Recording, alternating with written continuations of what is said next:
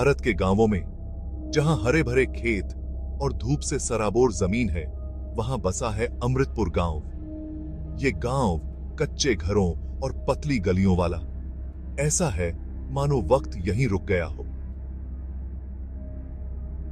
यहां के लोग सूरज के साथ उठते हैं और उसके ढलने के साथ सोते हैं। इनकी जिंदगी जमीन और मौसम से जुड़ी है। यहां समय धीरे चलता है, जैसे प्रकृति की धुन पर चल रहा हो। यहां के लोग पुरानी परंपराओं को मानते हैं। हर दिन का काम, जैसे चावल बोना या फसल काटना, सब कुछ दिखाता है कि यहां के लोग और प्रकृति एक दूसरे से कितने जुड़े हुए हैं। लेकिन इस खूबसूरत तस्वीर पर एक साया है, एक अंधेरा जो इस गांव में छाया हुआ है। ये साया सिर्फ कल्पना नहीं है, ये तो गांव वाले अपने अंदर महसूस करते हैं। ये अंधेरा हवा में फुसफुसाता है और उनके मन के कोनों में छिपा रहता है। ये अंधेरा आता है एक पुराने बरगद के पेड़ से, जो गांव के किनारे पर पहरेदार की तरह खड़ा है। ये पेड़ अपनी फैली हुई शाखाओं और घनी छतरी के साथ गांव के इतिहास का गवाह रहा है। पीर ही दर पीर ही ये पेड़ यहां खड़ा है। इसकी जड़ें अमृतपुर की मिट्टी में गहरी धंसी हुई हैं। ये बरगद का पेड़ बहुत विशाल है। इसका तना उम्र के साथ टेढ़ा और गांठदार हो गया है, इतना बड़ा कि एक आदमी को निगल जाए। इसकी छाल खुरदरी और घावों से भरी है। हर निशान बीते सालों की कहानी बताता है, उन तूफानों की जिनका इसने सामना किया और उन रहस्यों को जो ये अपने अंदर छुपाए हुए हैं। इसकी हवा में लटकी जड़ें पंजों की तरह लगती हैं, जो शाखाओं से नीचे जमीन तक जाती हैं और तने के चारों ओर एक खौफनाक नजारा बनाती हैं। ये जड़ें मोटी और मजबूत एक भूल भुलैया जैसा जाल बनाती हैं। ऐसा लगता है जैसे ये गांव के अस्तित्व को ही जकड़ना चाहती हों। गांव वाले इस पेड़ के बारे में कहानियां सुनाते हैं। उनकी आवाज धीमी होती है और चेहरे डर से भरे होते हैं। वो अजीब घटनाओं की बात करते हैं, परछाइयों की जो खुद ब खुद हिलती हैं, फुसफुसाहट की जो पेड़ से ही आती हुई लगती है और रात को एक अजीब सी डर पैदा करती है। वो कहते हैं कि इस पर श्राप है, एक श्राप जो पीढ़ी दर पीढ़ी चला आ रहा है। एक काला साया जो गांव को इस पेड़ से बांधे हुए है। एक ऐसा श्राप जिसको कोई चुनौती देने की हिम्मत नहीं करता। मैंने दुनिया की कुछ सबसे डरावनी जगहों की यात्रा की है, अज्ञात की खोज की है और अंधेरे का सामना किया है। खंडहर महलों से लेकर भूतिया जंगलों तक मैंने अज्ञात का सामना किया है और कहानियों के पीछे के सच को उजागर करने की कोशिश की है। लेकिन अमृतपुर में जो डर है वो अलग है। ये बहुत पुराना है, आदिम है, गांव के अस्तित्व में रचा बसा है।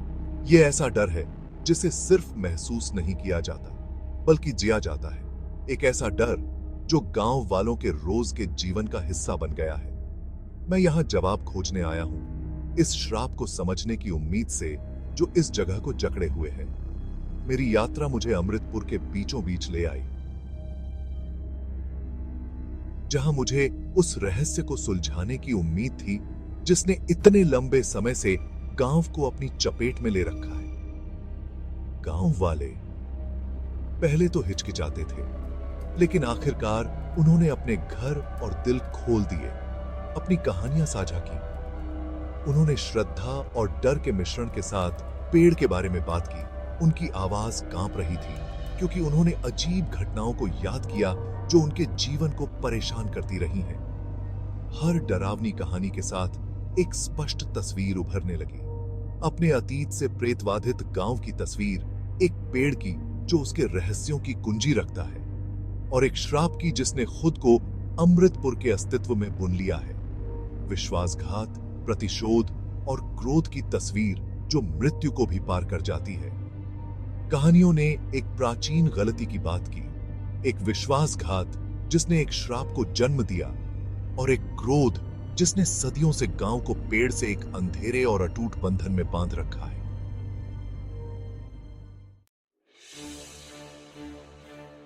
ये कहानी भी वैसे ही शुरू हुई जैसे अक्सर होती है, एक औरत के साथ जिसके साथ धोखा हुआ।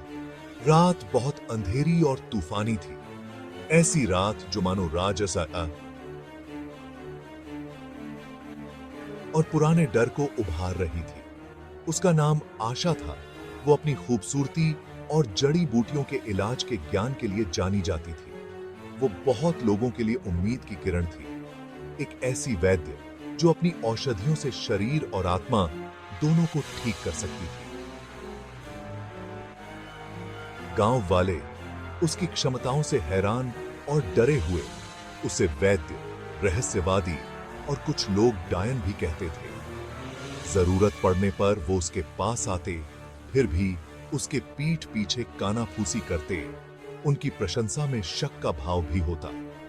एक अमीर जमींदार आशा की खूबसूरती पर मोहित हो गया। वो उसे पाना चाहता था। उसकी नजरें आशा के हर कदम पर होती। उसका मन उसे पाने की चाहत से भर गया था। जब आशा ने उसके प्रस्ताव को ठुकरा दिया तो उसकी चाहत नफरत में बदल गई।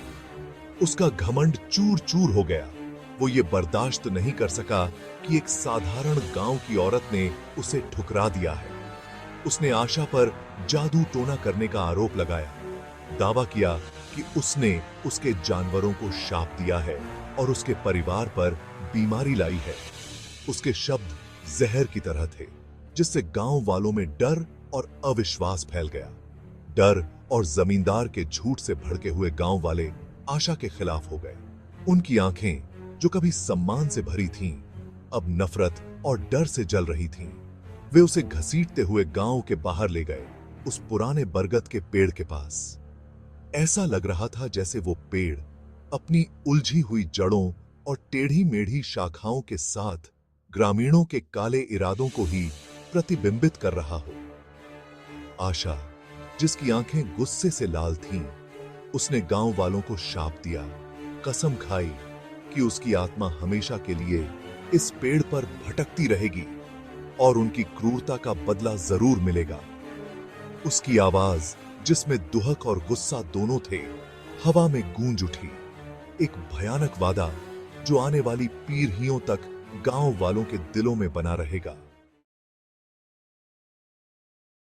उस रात उन्होंने आशा को बरगद के पेड़ से लटका दिया। उसकी चीखें जंगल में गूंज उठीं, एक भयानक धुन की तरह जो हमेशा के लिए गांव वालों के दिलों में घर कर गई। हवा भारी हो गई, उसकी चीखों और गांव वालों की फुसफुसाहट से भरी हुई। डर और पछतावा उनके अंदर घर करने लगा, क्योंकि उन्हें अपने किए की गंभीरता का एहसास हुआ। जैसे ही उसका शरीर शाखाओं से लटक गया, आकाश में एक लाल चांद उगा, जिसने भयानक लाल रोशनी पूरे दृश्य पर डाल दी। ऐसा लग रहा था जैसे स्वर्ग खुद उसके अन्यायपूर्ण भाग्य पर शोक मना रहा हो। अगली सुबह जब गांव वाले उठे तो उन्होंने देखा कि कभी हरा भरा रहने वाला बरगद का पेड़ सूख गया है और काला पड़ गया है। उसके पत्ते मुरझा गए हैं और मर चुके हैं। पेड़, जो कभी जीवन और समृद्धि का प्रतीक था, अब उनके कर्मों की भयानक याद दिलाता हुआ खड़ा था।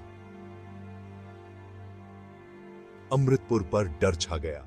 गांव वाले हर परछाई में, हर तरफ एक अशुभ उपस्थिति को महसूस कर सकते थे, जो उनके हर कदम पर नजर रखे हुए थी। उनकी फसलें बर्बाद होने लगीं, पशु मरने लगे और एक अजीब सी बीमारी जो तेज और बेरहम थी, पूरे गांव में फैल गई। कभी समृद्ध रहा समुदाय अब बर्बादी के कगार पर था। तब गांव वालों को एहसास हुआ कि आशा का श्राप सच था। उन्होंने खुद अपने ऊपर यह विपत्ति बुलाई थी और अब उन्हें अपने कर्मों के परिणाम भुगतने पड़ रहे थे। आशा का श्राप आने वाली पीढ़ियों तक अमृतपुर को प्रताड़ित करता रहेगा। पीढ़ियां बीत गईं और आशा के श्राप की कहानी गांव की पहचान बन गई। बरगद का पेड़ हालांकि अब फिर से हरा भरा हो गया था, लेकिन डर का प्रतीक बना रहा। उसकी परछाई उस ताकतवर आत्मा की याद दिलाती थी जो उसमें रहती थी। जो लोग रात के अंधेरे में पेड़ के पास जाने की हिम्मत करते थे, वे अजीब घटनाओं के बारे में बताते थे।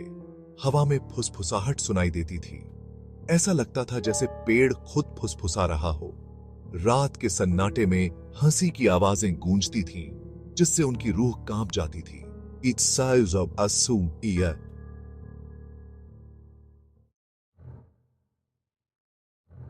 कुछ लोग जो इसे अंधविश्वास कहते थे, उन्होंने इस श्राप को चुनौती देने की हिम्मत की। कुछ नौजवान शराब के नशे में धुत और अपनी ताकत के घमंड में चूर, उन्होंने बरगद के पेड़ को काटने का फैसला किया। उनका मानना था कि ऐसा करने से वो उस श्राप को तोड़ देंगे जो उनके गांव को परेशान करता था। उन्हें फिर कभी जिंदा नहीं देखा गया। ग्रामीणों को उनके औजार पेड़ के पास पड़े मिले। हवा में खून की गंध फैली हुई थी। पेड़ एक अजीब सी ऊर्जा से गूंज रहा था। उसकी शाखाएं हवा न होने के बावजूद लहरा रही थीं। उसकी रहती